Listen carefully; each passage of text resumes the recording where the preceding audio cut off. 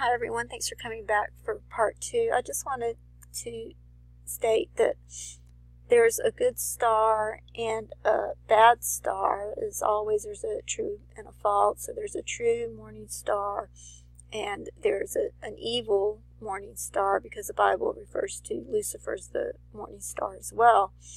And there's a star that falls in Revelation 9. It says, "And the fifth angel sounded, and I saw a star fall from heaven into the earth, and to him was given the key of the bottomless pit." But there's also a good star, which is Jesus. And I just want to show you some other tables. I want to go over this table and show you how this is consistent with the pattern as well, because this comes up in Ezekiel 27:27, and it's interesting how this comes up, because it says over here, I put in the words, Yeshua shall come down from heaven, and then added the words star and fall. And originally I had put in the word star because, as you can see, the word Satan comes up as well in this table. And so there's a good star that falls and an evil star that falls, and I'll talk about how this relates to Satan in a second. But I believe this is also referring to the good star, because when you see where the word Yeshua comes up, you see that here in the pink, the letters Y-E-S-H-U-A,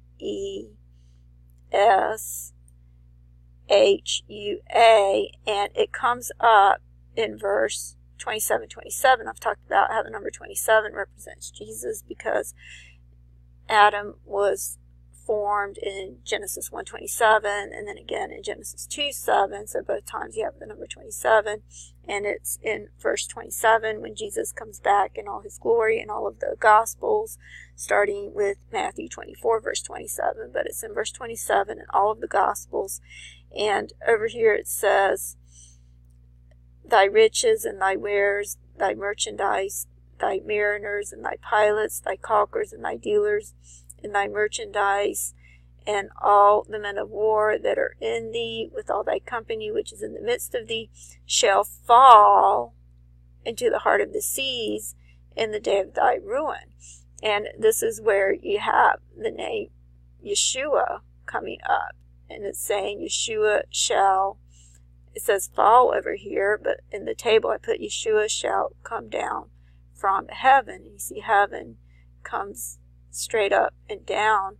And this is when I realized that Ezekiel 27 is actually a parallel to Revelation 17 and 18, because it reads almost exactly like Revelation 18. And I explained this in the original video that I did on this table about is the USA Babylon. And in this table it talks about Tyre, but that's when I realized that Tyre is a type of Mystery Babylon, and that Ezekiel 27 reads almost exactly like Revelation 17 and 18, where it talks about Mystery Babylon as well. And so I talked about in a previous video how it was in Ezekiel 28 where it talked about Lucifer and how his ephod was missing 3 of the stones. And this is also where it says that God drove him out of the mountain of God. It says, "You were in Eden, the garden of God. You were anointed as a garden cherub. You were on the holy mount of God. You were blameless in your ways till wickedness was found in you. So I drove you in disgrace from the mount of God and expelled you, O guardian cherub." And so that's in Ezekiel 28. So this is when Lucifer is cast down. And then it's in Revelation 18 that you have the fall of Babylon. Okay, and this is also when you have the millstone that is cast down. You see that in Revelation 18. 21:24, which I've talked about before, and I've talked about how I believe the millstone represents DNA, and I believe that's why it comes up in these verses. And I've talked about how I believe this represents the lagging strand, and that the stationary millstone represents the leading strand, because this is the one that has to do all the work. Just like with DNA, the lagging strand is the one that has to do all the work. It's much more difficult. It has to do it in fragments when it replicates, whereas the leading strand rebuilds itself with a continuous build. So you can see that the lagging strand is struggling to keep up with the leading strand. Okay, so this represents Lucifer being cast down in Revelation 18, which matches up with Ezekiel 28, when Lucifer is cast down or driven away from the Garden of Eden. Okay, so you have the good star that comes down, which is Jesus. Jesus is a bright morning star, and you see he comes down in Ezekiel 27 as well. And then you see this reflected in the Nibiru table as well. You see that there's two matches for the word Nibiru, and the first one comes up in the book of Joshua, which is the name Jesus in the Hebrew. It's Yeshua. And it comes up in Joshua 27 and 28, which looks like the years 2017 and 2018. And if I put in the word year, you can see how it shows more of the table and how this represents Jesus, because it has the avenger of blood, which is what Natan said in his vision that the Messiah was going to do. He was going to avenge all the blood that was spilled in Jerusalem. And so you have the avenger of blood above the word Nibiru, and then you have the avenger of blood just under the word Nibiru, with Nibiru right in the middle. And then above that it says for judgment. And then you also have the word heaven created with the letters being pushed together, and the avenger of blood at the top and at the bottom. So I believe Nibiru represents Jesus, and again it comes up in the book of Joshua. But if you put in just the word Nibiru, again, you see that it comes up in Joshua 27, which looks like 2017, and Joshua 28, which looks like 2018. And again, I believe there's going to be a good star and an evil star. And I'm not sure why I looked at the word Aster originally. I think I was trying to see if there was a connection with the word Easter. But it's interesting that you have two asters that are on opposite ends of this cell, that when it divides into two, there'll be one star on one side and a separate organism on one side and a separate organism on the other side, which is what I believe is going to happen with the earth. When this division takes place, it's talked about in verse 7, which looks like number 17, and verse 4 that looks like number 14, and then everything goes back to the way it was in the beginning, when there was heaven and earth before the fall. And then I've talked about before how the division takes place in Zechariah 14, which is a type and shadow of Nisan 14th, and the Red Sea was parted in Exodus 14. So this was all a type and shadow of the veil being rent in twain.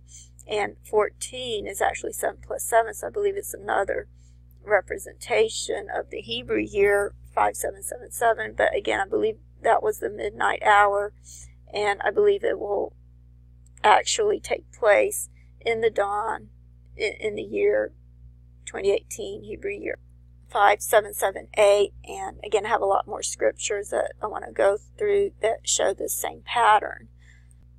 Okay, another example would be Acts 20:17. This is the first Pentecost, when the Holy Spirit came down, and it says, "And it shall come to pass in the last days, saith God, I will pour out my spirit upon all flesh, and your sons and your daughters shall prophesy, and your young men shall see visions, and your old men shall dream dreams." But then it goes on to verse 18 to say, "And on my servants and on my handmaidens will I pour out in those days of my spirit, and they shall prophesy." So the pouring out of the Holy Spirit begins in verse 17, and then it culminates in verse 18. And this is a parallel to Joel 2 and 3, where it also talks about God pouring out his Holy Spirit. And you see this same pattern in verse 17. It says, "So shall you know that I am the Lord your God, dwelling in Zion, my holy mountain. Then shall Jerusalem be holy, and there shall no strangers pass through her anymore." So this sounds like the restoration, but then it goes on in verse 18 to say, "And it shall come to pass in that day that the mountains shall drop down new wine, and the hills shall flow with milk, and all the rivers of Judah shall flow with waters, and a fountain shall come forth of the house of the Lord, and shall water the valley of Shittim." And this also matches up with Zechariah 14, because it's in verse 8 that you have the living waters. Okay, you see that here in verse 7. It says, "But it shall be one day which shall be known to the Lord, not day nor night, but it shall come to pass that at evening time it shall be light." So this is a day known only to the Lord. So this corresponds with when Jesus said no one knows the day or the hour, only the Father knows. So this is a day known to the Lord. And then in verse 8 is when it says, "And it shall be in that day that living waters shall go out from Jerusalem, half of them toward the former sea, and half of them toward the hinder sea. In summer and winter shall it be." So it seems to culminate in verse 8. And so this would correspond with the pouring out of God's Holy Spirit, which is represented by the living waters. Okay, another example of the morning star or morning stars in this case comes up in verse 7. This is talking about the restoration here. It says, "When the morning stars sang together and all the sons of God shouted for joy." This is actually talking about before the fall, but it's alluding to the restoration because everything is prophetic. And then in verse 8 it says, "Or who shut up the sea with doors when it brake forth, as if it had issued out of the womb." So this is the waters issuing out from the womb. This is referring to the birth of the man-child. And you see that again in Isaiah 66, starting in verse 7. It says, "Before she travailed, she brought forth. Before her pain came, she was delivered of a man-child." But then in verse 8, it goes on to say, "Who hath heard such a thing? Who hath seen such a thing? Shall the earth be made to bring forth in one day? Or shall a nation be born at once? For as soon as Zion travailed, she brought forth her children." And of course, it was in 1948 when Israel became a nation in one day. But this is talking about the holy nation of New Jerusalem that's going to be born in one day. And this is 70 years later. And again, we're in the year 8. And then we have Ezekiel 46 through 48, which I eventually want to get back to and talk more about. But I mentioned before, I believe Ezekiel 46 is representing the consummation of the covenant. This is when the prince enters the temple through the eastern gate, which is also called the beautiful gate or the golden gate. And it's also Solomon's porch. It's what's talked about in John 10, and this is where Jesus used the word rapture 3 times when he said, "My sheep hear my voice." So this is when he enters the temple. And then it's in Ezekiel 47 where it talks about the living waters flowing from the threshold of the temple, which is the Gihon spring, which is what led me to Hezekiah's tunnel and understanding the Gihon spring and what that was all about. And then it ends with Ezekiel 48 where it mentions the 12 tribes, which I believe is a representation of the 144,000. And you see the prince mentioned over here right under Judah. Jesus is the line of the tribe of Judah.